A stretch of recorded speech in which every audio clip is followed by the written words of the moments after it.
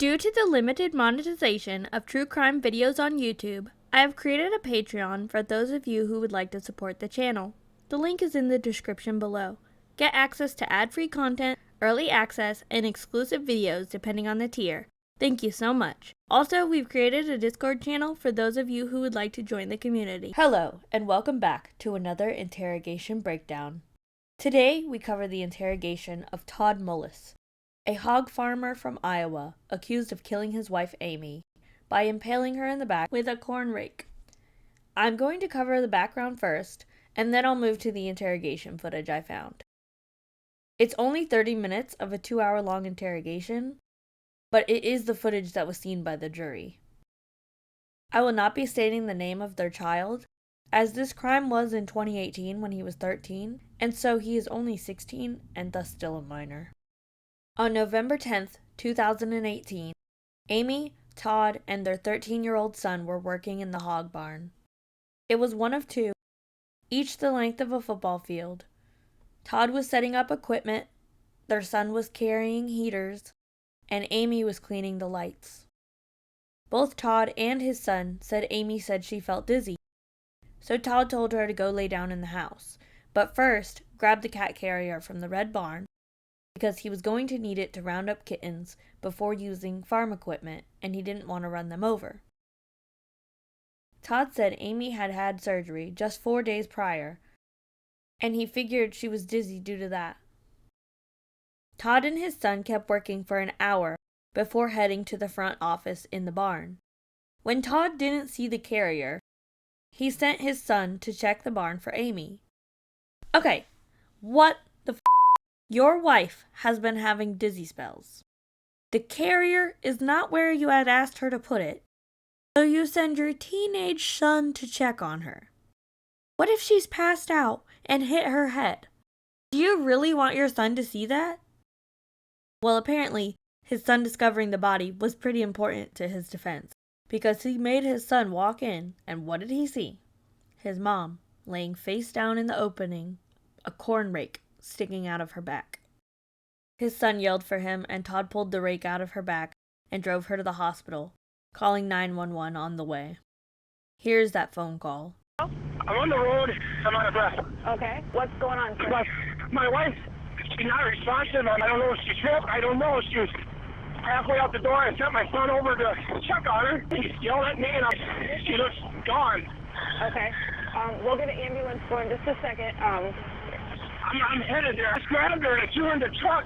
And my son pulled me. Okay, you're headed to the hospital, and she's in your vehicle? Yes, and there's no pulse. There's no pulse. Can you pull over? I can. Okay, how about you pull over? Did I do anything? There's nothing. Okay, what is your name, sir? Todd Mullis. You feel anything? Amy.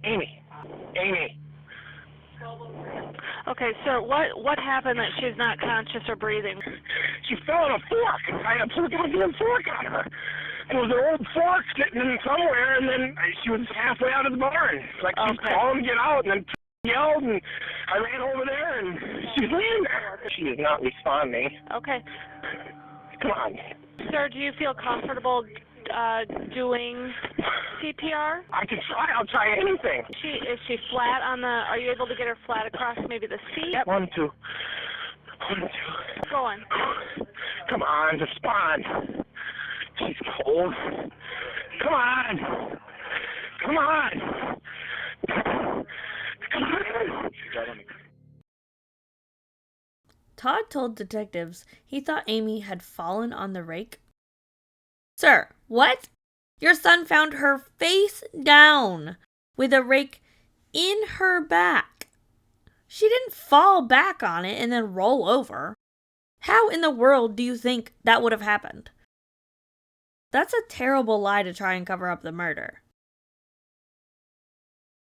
Either way, the medical examiner determined Amy had 6 punctures, but the rake in question only had 4 spokes, meaning she had been hit at least twice. Also, 2 of the punctures were at an upward angle and 4 were at a downward angle. Like someone had, knocked her in the back, and then they swung the rake as hard as they could down onto her. That's what it sounds like happened to me anyway. At this point, it was ruled a homicide. There were 2 suspects, Todd Mullis and Jerry Frasher. Jerry was a field manager who worked on the farm for Todd and Amy, and also was having an affair with Amy. The affair started in May of 2018. In July, Todd confronted Jerry and Amy because there were hundreds of texts between the 2 of them. They lied and said it was about business, and Todd apologized and asked them to stop texting. They agreed, but continued to see each other secretly through November, with the last time being on the 5th. Jerry was cleared as a suspect, since he had a confirmed alibi that showed he was nowhere near the farm at the time of the murder. Jerry testified on the stand that Amy was wanting to leave Todd, but was terrified of him, saying she would disappear if Todd discovered the affair, and that Todd didn't want a divorce since he thought he would lose his farm. This is not the only person Amy told her fears to. In fact, she told many family and friends that she thought Todd would kill her. On October 14th, Amy confided to a friend that Todd had uncovered her affair. 1 month later, her worst fears came true. Once the police discovered the affair and solidified Jerry's alibi, they brought Todd in for an interrogation. They got a search warrant for his iPad and phone and discovered searches, including organs in the body, just 4 days prior to Amy's death. Todd claimed that search was from his daughter searching that for school, and everyone knew the password to his iPad.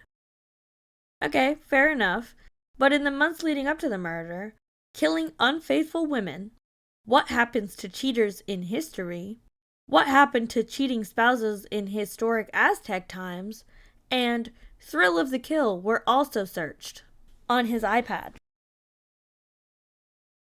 This interrogation takes place on November 16th, 2018, but Todd wasn't arrested until February 28th, 2019. It's only 30 minutes of the 2-hour interrogation. Also, the audio is crap. I've messed with it and it sounds as good as it can, but some parts are inaudible. Now, let's get to the interrogation. That's what she was. Well, Todd, we completed our investigation at this point, and the case clearly shows that you're responsible for Amy's death at this point. I'm responsible. How? This is an extremely calm response for someone who just heard the investigation points to you as a murderer. Also, the question of how implies you want to know the evidence they have against you at this time, so maybe you can try and dispute it. It's not a shocked or angry response that you would expect from an innocent person who was just told they were believed to be the culprit of a murder. So, Todd, the state medical examiner that did this autopsy, those are the top of the line doctors. They get no better. And they analyze they analyze that body, and they work with not just the doctors at the state medical examiner's office, but they have colleagues across the country, experts in autopsy of human bodies, some of the best doctors in the world. And they go through this, and they analyze this, and they have a consultation, and those doctors as a team generate a final and complete report. And they're able to take, people were out there with measurements and everything, and they recreate the scene, and they can look at that body, and that body tells them a story, and it tells them a story like never before. This is 2018, so when they're able to look at something, that body tells them a story. Science tells them a story, so they're looking at things like the wounds, and the entry points, and the depth, right? And a number of things, right? The body begins to tell us one. So just like you're sitting here, and I can see you got a black shirt on or a pair of blue jeans now, they start to unfold that body, and it starts to talk to them, and it tells them exactly what happened and what didn't happen. And it's very, very clear. And it tells the who, the what, the when, the where. Those questions start to get answered with absolute certainty. The thing that the body doesn't tell is the why. And that's our job. Our job is to work through this and figure out the why something like this happens. And I think at this point, the why has become more and more clear in this situation. She went actually here, but really from a week of investigating and a team of investigators. So I am a specialist with the Iowa Division of Criminal Investigation. Yeah, I'm a regular Hines detective and have all the years this work, things like this, and we were called in to assist here, and we've been investigating thoroughly. And at this point, what I can say is, Todd, is this Saturday was something of the combination of a perfect storm for you and Amy. There were a lot of things going on, not just in this week or in the months before, but in the months and years building up to this. And are you familiar with the term perfect storm? Have you heard of the perfect storm? Yeah, there's movies, there's books, right? And you know that concept is a boat goes out on the sea, right? Everything looks good, right? Maybe it's a fishing boat or whatever it is. They get out there and everything looks good, well-intentioned, heading out there and they get going. But at some point they get out away from land, away from any point where they're going to get back anytime real soon. And maybe they start to catch reports, right? In 2018, radio contact, news, or maybe they see something in the distance. But pretty much unbeknownst to that boat, what's been going on, Todd, is we've got currents and wind temperatures and all kinds of things that they're taking shape. And all the forces of nature are working in a perfect storm. Man, detectives sure do like their metaphors. Imagine a snowball rolling down a hill. Imagine a boat out on the ocean hitting a perfect storm. There's very few of them, and they actually converge on a single point in time, Todd. And when I talk to you, and I spend my time talking to all the people in your life and Amy's life, and we're looking at all that electronic data, right, there's a big hole out there, which is there's a ton of it. And that's what we do. Our job is to be able to sift through all that, to talk to people, right? And what I see is I see a lot of perfect storm elements that are circling around you, Todd, a lot of pressures that are weighing in on you. The detective is putting lots of weight behind the fact that everyone is saying it is Todd. He harps how the medical examiner is the best and was able to get all the details of the crime, except for the why. Not only this, but then the investigation was able to uncover the motive, or the why. This tactic builds pressure on a suspect because they think there's all this evidence against them, and everyone's looking at them, so they can't hide what they did. We had that first affair about 5 years ago. What did you know about that?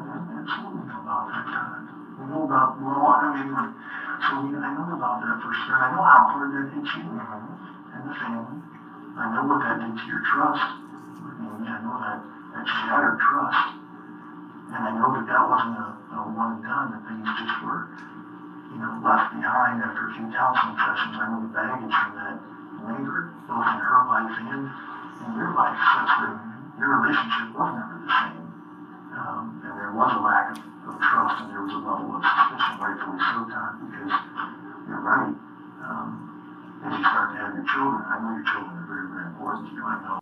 The detective is saying all these positive things about Todd and all these negative things about Amy to build a reason why it was understandable that Todd killed her. The detective is trying to align himself with Todd so he feels like he's on his side. He was just trying to do what was right for his kids. And if Amy left Todd, they would lose the farm and everything he had worked so hard for. And she didn't care about the kids. She was more worried about the affair. This strokes Todd's ego at the same time as eliciting an us versus them mentality where the detective is on his side. It's not like the detective actually feels this way about Todd or Amy. And I know you worked really hard at your farm, and you've got to something that you want to pass on to your children. I get that farming's come down in generations. Yeah, but I didn't even have a farm.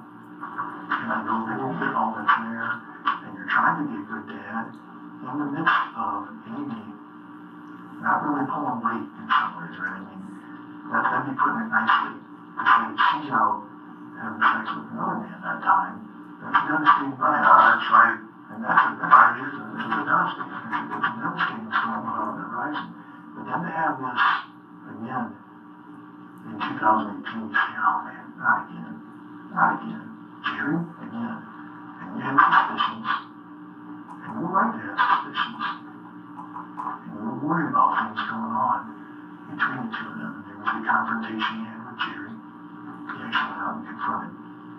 wife, he called her and we were talking to her on a couple occasions. Remember the conversations with Amy. Remember all these things going on. And Todd, you were feeling the stress of a lot of things in your life at this point.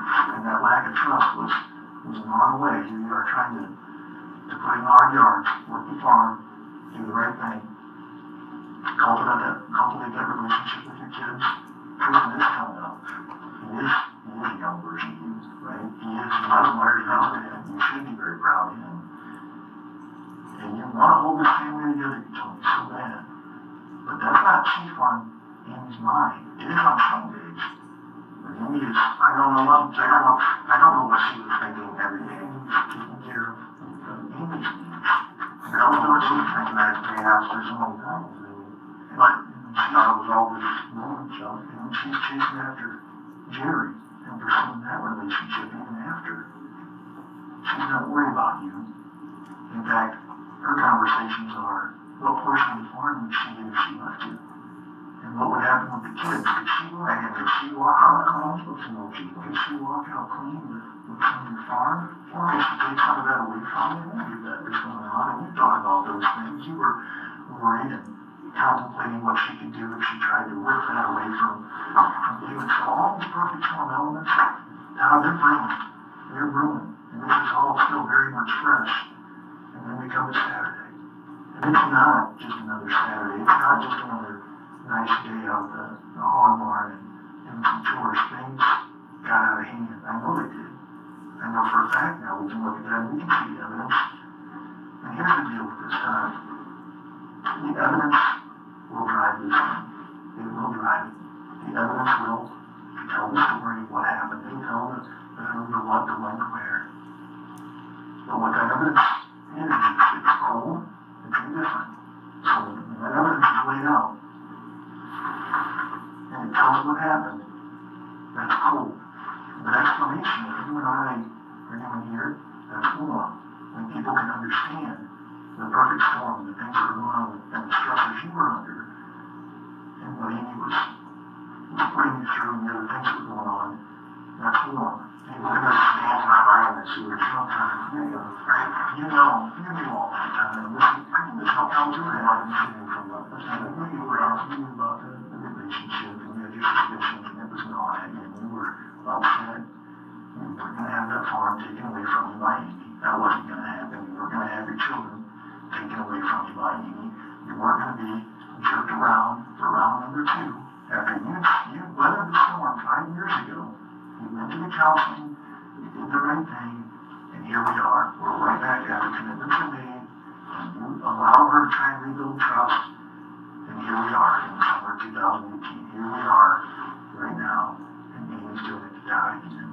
And now it's not just she's playing with you and your emotions and all the things that go with being a man when a woman does it to you. It's all the other things, Todd. And I know that was weighing very heavy on you, and there was a lot of things going on inside of you. And the evidence shows all that. That's how that's done. In some of these cases, there's a great mystery as to why things happen. But here, the what's been determined, right? We know the body, the science, the spoken. There's only one explanation for what happened. Now, there's only one explanation for what happened here.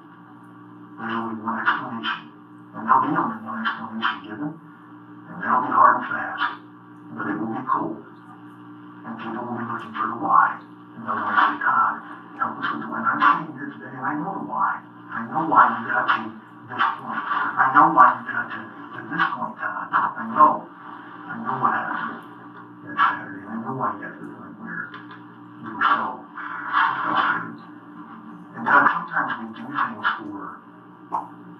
we do bad things, and we try to protect the ones we love, we try to protect our children, try to protect those closest to us, and we do things that are not good things, and we do things that we wouldn't normally do. I know that, Todd.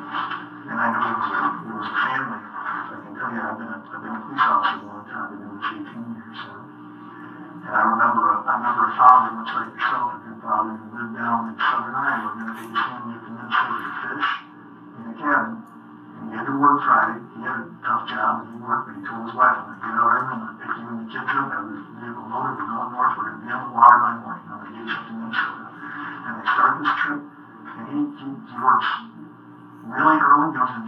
early, he's exhausted, trying to be a good dad, gets home late, wife's kind of frazzled, right, but he's doing the right thing. Wife has 3 kids loaded up, they had 3 kids, and he jumps out of his work vehicle into their SUV, and they start north. It's already night, he's already later than he wanted to get there. He's got a long drive up north, over the Nile up into way up into Minnesota. He starts to drive, and he starts for the kids, I remember this well, and they get rolling, and you know what happens. You get kids with a full belly, everybody eats, at nighttime you're driving, what starts to happen? Everybody starts nodding off, right? Yeah, exactly. Including Dad, who's trying to, man the ship, right? So he's just trying to get everybody up to vacation on time, be a good dad, keep his kids happy. He made promises to them, and it's nighttime, and he looks down, everybody's sleeping, wife's out, right? They're back there, if you remember, they tell us not to do this, but 2 of the kids were sitting normal, one of them laid across, remember how you used to do that, right? You just kind of laid out there, one of the third child laid out, one of the boys laid across the laps of the other 2 in the SUV on Bank Road, and Dad starts getting tired, Todd. He starts getting tired, pretty soon it's struggle strips, and you've been there. And you wake up a little bit, his adrenaline spikes momentarily, and he's like, man, I gotta stay on. I can't do this, right? I gotta hold it together with my hands. And finally, he's by the Smoke River. I think, on 35 east Canada. There's a river there. And he did not really, I guess. Okay, look at your finger, it's called the Smoke River. And he ends up drifting off again, hits that left side, right? He goes over, hits the rumbles, but he actually hits that guardrail, which brings him to, jerks the vehicle back hard to the right, right? He's on the interstate, he's on 35, rams it back, brings it all the way over, comes over and hits this side a little bit, and then brings it to a stop. And we get control of him. Gets out, what sounds like him. Not nearly as bad as I thought it was, right? Stepped things up a little bit, not bad, getting back in. Everything else, I think I'm okay. Starts rolling again, right? Just tries to keep moving. Pretty soon his wife's coming to. She's getting pretty hysterical. She's looking him back, and she's screaming at him. And he's like, look, honey, wasn't that bad? And he pulls the vehicle over, and he sees what happened. And he went left, and then he drifted right. Catapulted that son right out the window. Right to the window, right over the river, goes down in that river. And they stop, and he calls 911, and everybody's down. 45 minutes later, they retrieve the body of the civilian. Little boy's dead. Was dead. Tons of division and hardship in this marriage, right? Life is mad at him, what he's doing, he has to find himself lost somebody he loves, and all things, if I can do this over again, if I can just have a do-over on this, there's so many things I do differently, right? I'm trying to be a good dad, trying to do the right thing, if I can just do things over, right? And God, I know when I look at this situation, and I look at what the evidence says, and I look at how he needs to, and what happened, and I look at that perfect storm that's rolled around this Todd, and I know what's going on in your life, and I can see that so clear. I can see every time, I can see your involvement in this and everything. It all says one thing, but the one thing that doesn't say the why, and I see the why. We talked for a while time, and I know the why, because Todd's getting hurt bad here, and Todd's trying to hold the family together, like you told me. You're trying to do what's right family, everything out of your family. The detective uses this other story to relate to what someone else went through to what Todd did. This helps the suspect feel less alone in their crime, and it does get a strong reaction here out of Todd. Your family is everything, I know, but sometimes we all these years, it's all I've ever said. All I've ever said is I want my family together, I want my family together. That's all I've said. My family, my kids, they need everything to me. God, they do. I love my kids so much.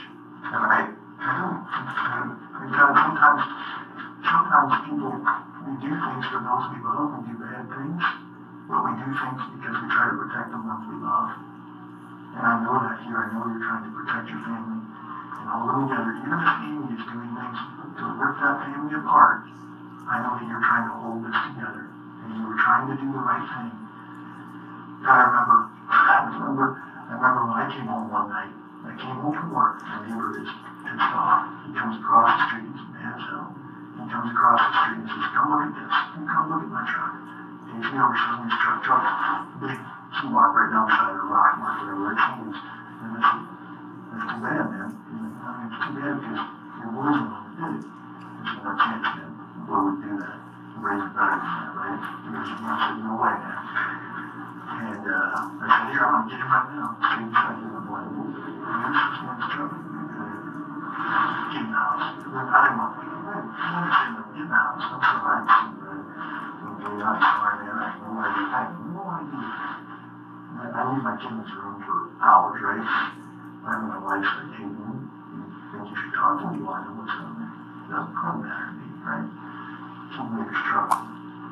Turns out the wife gets the problem. What I find out, after I'm so red, I'm not even thinking straight, right? What I find out is, my son had been over on the neighbor's house. The neighbor said something bad about me.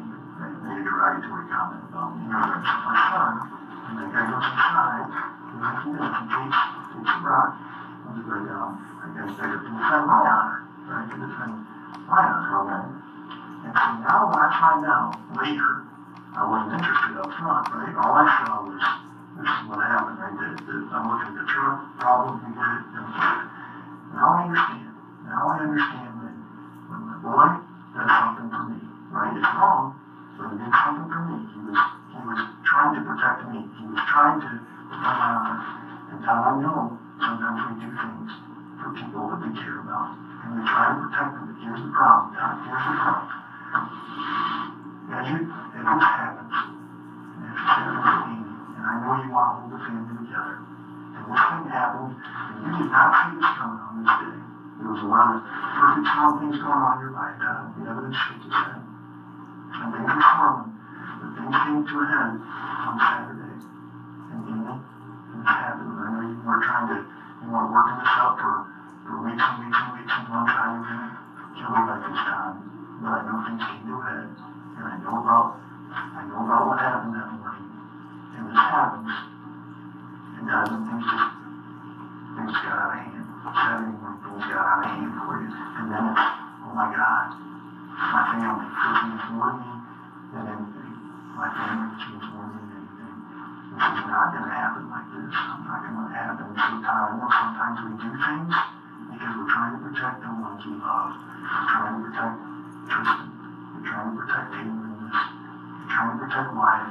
We're still, even in this, trying to hold that family together. And Todd, here's what happens when you can't bottom that and say, I don't know, man. I didn't have anything to do with it. And we think we're protecting people. At this point, we're not protecting anybody.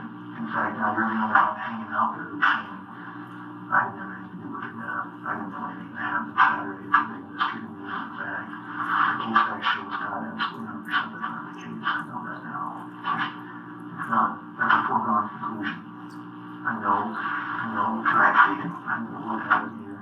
Todd, you were there. You didn't need to see anything, man. You were there. You were there. I wasn't the one that was there Saturday morning. You were the one who was here. You were something going on in your head, Todd, when this happened. Because the explanation's going to need to be given for this morning. You don't want the others to drive this thing home. It's going to be cold. And people are going to be wondering, man, how did Todd get to that point? How did this happen? That's when you had to have this moment. I know it wasn't something you were talking about, Todd. I know that in the heat of this thing. And Todd, I look at something like this and I say, Todd, don't force those closest to you.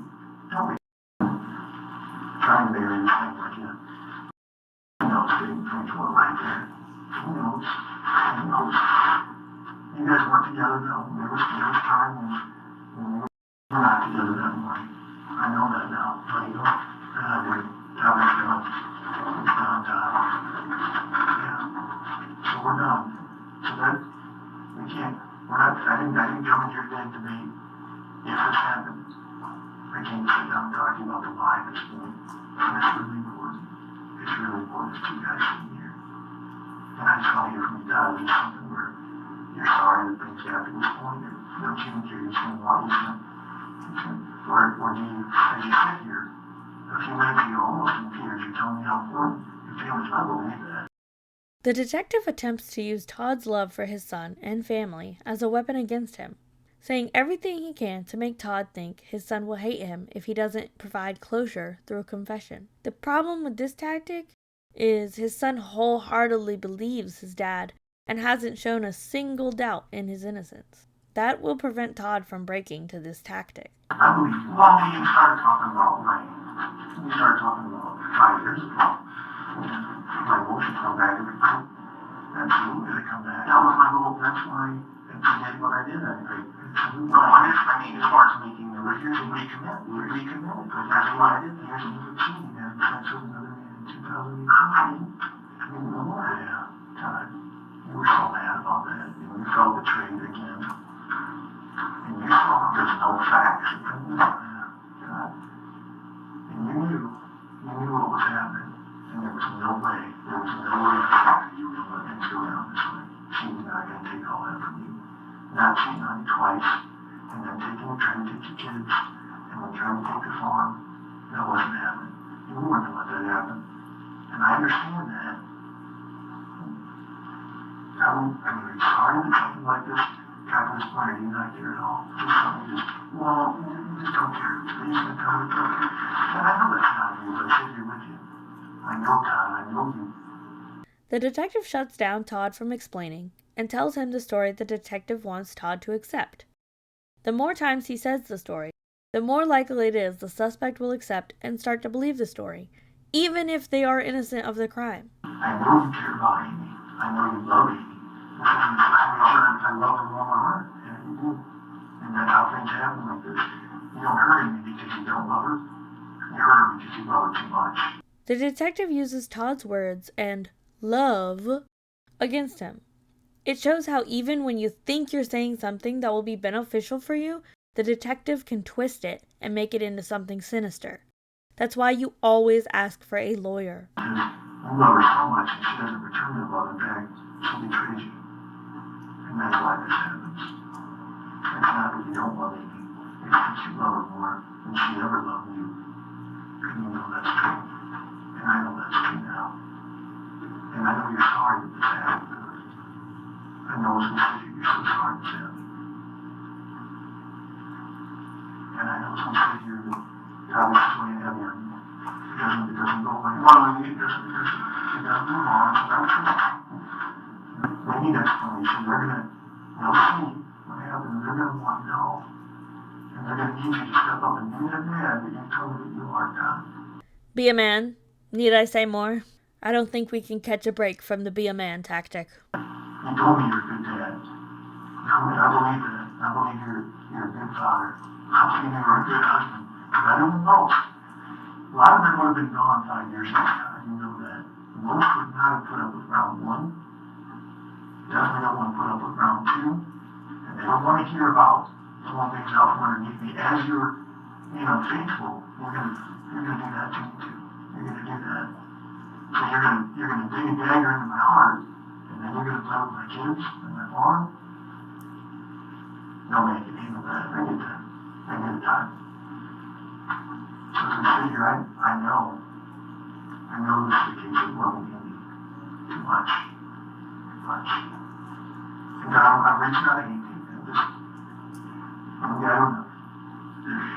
I know you're in a hole here. I know this is scary. It's hard. I know you're hurt. And I know you think there's no way to talk to you. I want to be that guy for you, and I just want to talk to you. I just want to hear from you. Tell me about how hard it was. I know it was hard. I know the trajectory leading up to this. And yes, I know how we get here. We both know how you got there. And it was just spontaneous. This was not a well-planned, well-coordinated thing. This is it. The perfect storm hit right here on that farm on Saturday. The perfect storm hit, and all those elements finally came over. They converged. And God, it was more than you could bear. It was more than any man could bear. And I understand that. And people can understand that as we talk. What they can't understand is coldness, lack of explanation. That people don't understand. But they can understand when you and I talk, and they hear about the emotion that you were feeling come Saturday. When we talk about how things came to a head that day. And Todd was done. Todd was done carrying the water. Been carrying the water for a lot of years. Been carrying the drinking water for a lot of years, Todd. Too many. And I know you want to do right by your kids. And the right thing at this point is to tell the truth. It's always good to tell the truth. You don't trust in that. Don't deal with that. Don't lie. Telling the truth is always good. But now we can't say that as a parent. You can't say that and walk away from this. You can't be that dad. You can't be that parent and tell them that lesson and then walk here. Sometimes we do bad things for the people we love when we try to protect them. That I understand. But we can't tell our children that telling the truth is the right thing to do and then walk away from a situation like this. We love them by living what we tell them, by living out what we can't be something other than what we tell our kids to be. That's not fair, you know. They deserve better than that, Todd. They need you to step up. They need you to be their dad. Even in this situation, they need you. They need you right now, in this moment. And I need you. God, are you sorry that happened? Or are you not sorry? Are you sorry that you must know everything already? I do. That we both do. You tell me that. I didn't just tell you. I told you. In fact, you know it. You know better than I do. Because I wasn't in that. I wasn't in that shit in that moment, was I? I'm just coming in and picking up the pieces afterwards. We're done for 18 hours and then you tell me what happened. I didn't know that. Well, things got so out of control. Things got so out of control for you that Saturday night. There was more than you there. You didn't plan it. It came to this point, and that was it. It needed to happen, but then things got out of control. And then it happened, and it was like, oh man. And now I sit down and you gotta try and explain it. Your first thought is, take care of my family. Take care of my mom, and I want to pass on to my family. Those are virtuous things, I get it. And you start to try and explain. But the problem is, Todd, that you weren't ready for this. You weren't ready for this moment. You were not ready for this moment, and you were not ready to try and not tell the truth when it happened. And that's when things start to, they all start to still unglued. They came unglued right before this. They came unglued in this moment. And I know, if you do this back, I know you wish this would happen, right? I know that. I know that. I know that if you could do a do-over on Saturday, November 10th, you would pull this back. And you would just do a few things different. You would just walk out of that situation. You would just go talk to somebody. But that's not how it happened. On Saturday, things came to a head, and they happened the way they did. And now it's time to be the dad that you tell your kids who you are. Man, don't let anybody else be right about you to think that you're something less than that. I know you're a good dad. I know you were a good husband. This story still has more to write down. There's so much more to write here. But show yourself to be the guy who told your children you were, that you've raised Tristan for 13 years. You've raised him to be you, which is what a good dad does. But you gotta write out the last. You gotta write these chapters that keep going in his life. And you gotta know that dad was a stand-up guy. Such that when he did something, he did it to try and protect the family ultimately. And it wasn't the right thing.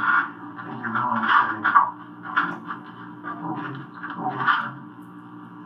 Okay, son. You need that. You need that. He needs you to feel that bad for him. And you'll do now, God. Give me that explanation. God, you want to get me to come down to somebody. That's all I know. I'm not interested in anything. I don't have an agenda. The only agenda I have, God, is sitting down with you to talk about that why. This is a done deal. This is a done deal. I think it's a done deal. If I want to watch an hour here, Todd, that's not true. That's not true. Up until this point, the detective has been talking nonstop, so Todd will not have a moment to think. When Todd finally tries to defend himself, the detective immediately shuts it down.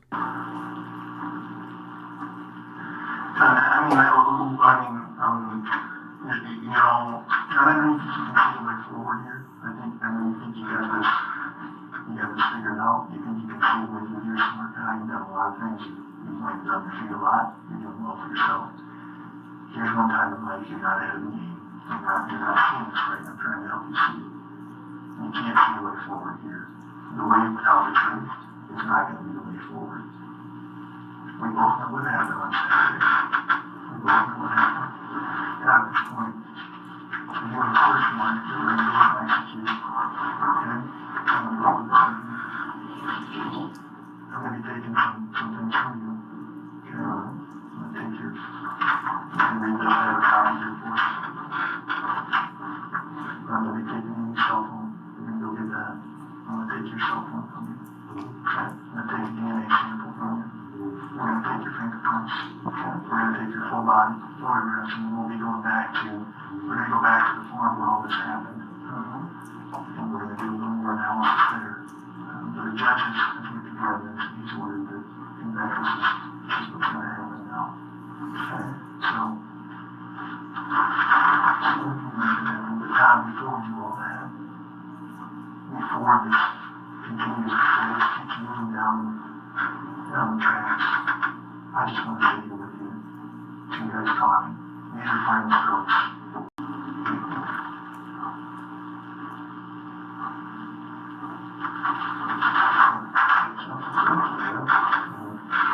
Well, that's, regardless of what happens with the search, right, that'll just be, like I said, final strokes, some cleanup. The story's already written.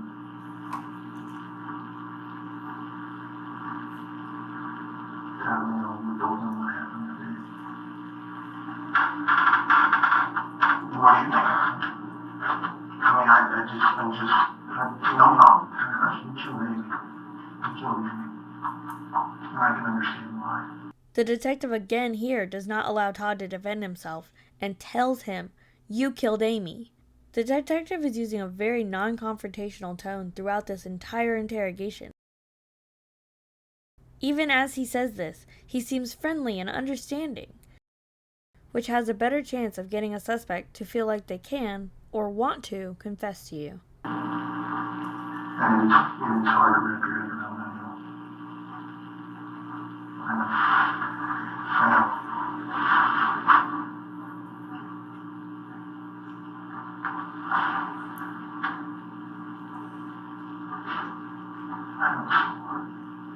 I know you never saw 14 years ago when you let that count there. I know you never saw things going this way. I know you didn't see 5 years ago. I know you didn't see a repeat in 2018. I know you didn't see that same one that you gave your heart to, trying to rip the very thing getting close to you up and underneath you. I never saw that. I know you didn't see that. I didn't see that coming.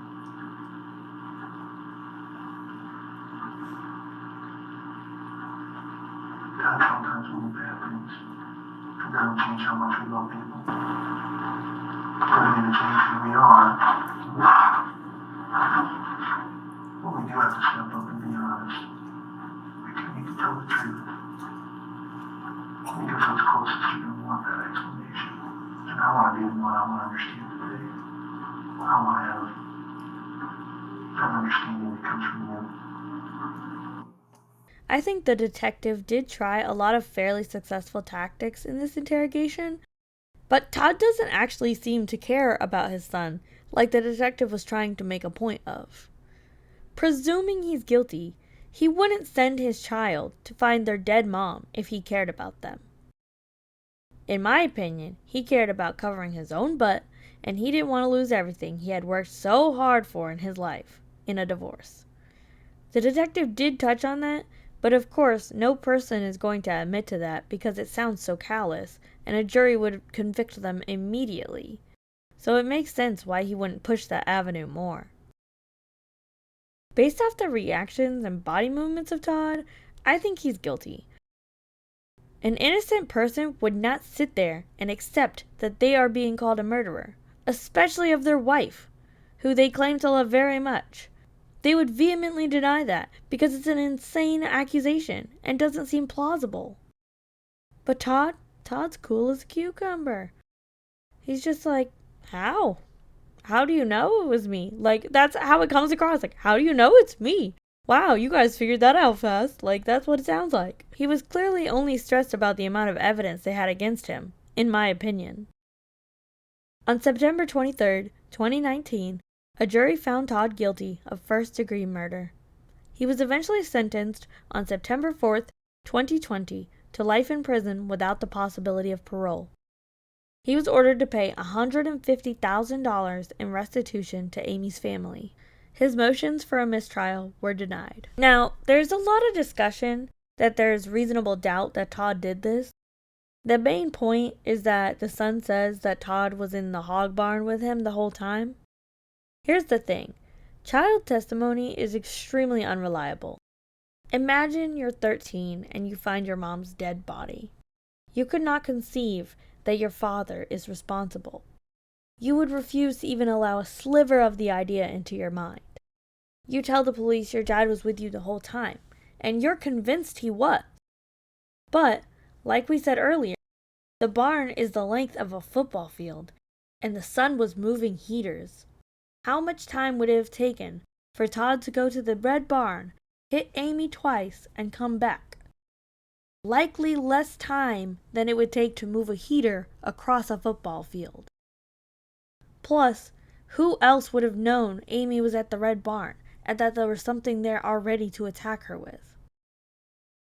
In my mind, I think Todd did it. Shout out to our Patreon producers, Jason Harris and Taz, and Skylar James Wicker. I really appreciate all the support of my patrons as they enable me to make content and purchase upgraded equipment.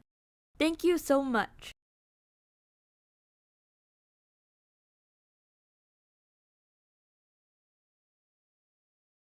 Like and subscribe for more Interrogation Breakdown and true crime videos to come.